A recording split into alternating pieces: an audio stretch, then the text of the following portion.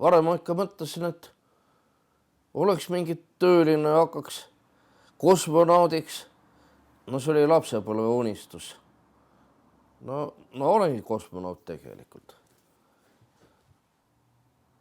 Ma unistan iga päev. Ma ei tea, see on nagu mingisugune omamoodi hullus. Et kui ma siin ei oleks, ikka ma oleks mujal ikka kunstnik.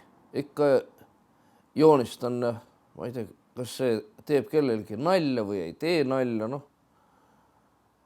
Aga kui see ikkagi muljet avaldab, siis jah.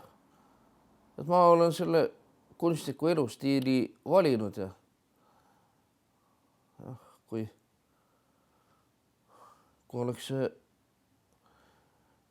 juhtud niimoodi ootamatult, et oleks tekkinud perekond või niimoodi, et ma pean pidevalt raha teenima ja niimoodi, et vastutama kõige eest. No praegu ma ei tea, kelles ma vastutanud. Vist universumi ees vastutan.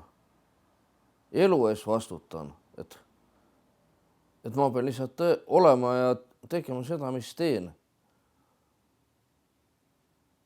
Ja kui ma ei teeks seda, siis oleks asi kuidagi lahja.